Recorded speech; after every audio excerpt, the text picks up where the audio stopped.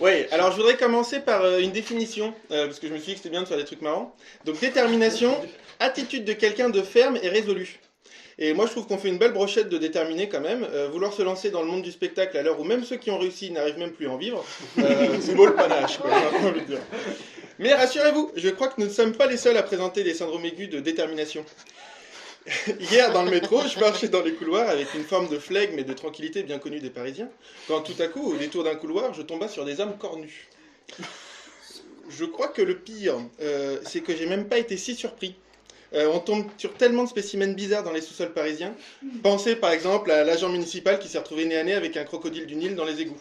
Tant que j'y suis, la bise à Éléonore qui vit depuis plus de 30 ans, qui coule des jours paisibles à l'aquarium de Vannes. Bon, toujours est-il qu'on n'a pas forcément, on a beau se la péter, mais des hommes cornus dans le métro, c'est pas tous les jours qu'on en croise non plus, quoi.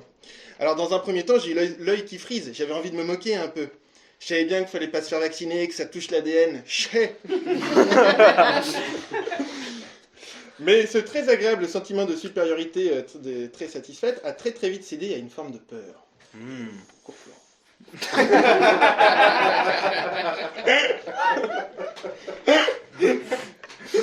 L'homme bison du Capitole aurait-il réussi à internationaliser son mouvement? Est-ce là les signes avant-coureurs d'une révolution imminente? Les gilets jaunes vont-ils devenir les cornes jaunes, qui, lorsqu'elles sont naturelles, témoignent d'un manque d'hygiène notable?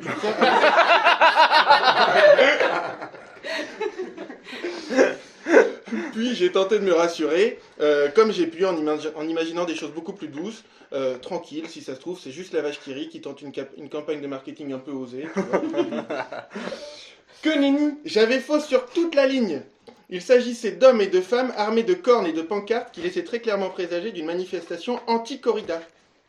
Ah. Sans déconner les gars. Une manifestation anti-corrida dans le métro en mars 2021. Non mais c'est tout. Ça se suffit, on pourrait s'arrêter là. Ah mais sans déconner, je m'attendais à tout, mais pas à ça. Je sais pas qui fait la priorisation des manifs en ce moment, mais il a l'air aussi doué en logistique que celui qui gère les vaccins, quoi. Franchement. Si ça ne témoigne pas de l'attitude de quelqu'un de ferme et résolu, dans un monde où se mouvoir après 18h, soit bientôt 16h au soleil, faut le savoir quand même, est passible d'une sanction, dans un monde où on trouve normal que des étudiants et des restaurateurs crèvent la dalle, où l'on peut même plus sourire sans avoir ce bout de papier bleu informe sur la bouche qui nous déshumanise, où on ne peut plus draguer que par écran interposé, et où trois drôles du gouvernement confine et déconfine avec autant de facilité qu'un gamin qui découvre les joies d'un interrupteur.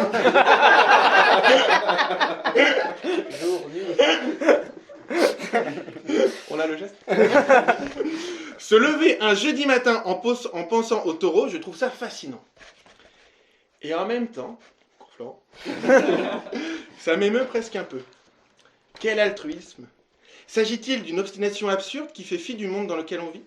Ou bien est-ce là au contraire un exemple même de détermination sans faille de gens qui iront jusqu'au bout, quelle que soit la tournure que prend le monde qui nous entoure? Des gens fermes et résolus. Alors du coup, honnêtement, n'étant vraiment pas du tout capable de répondre à ces questions, j'ai préféré humblement me renseigner sur l'actu de la corrida, et là, double déception, j'ai rien trouvé non plus. Voilà. Du coup, je préfère simplement garder cette vision belle et éphémère d'homme cornu dans mon esprit, comme le souvenir d'une image de détermination, en attendant qu'ensemble, de manière ferme et résolue, on prenne le taureau par les cornes pour nous sortir de cette situation. Ouais. Merci Godefroy. Merci. Super.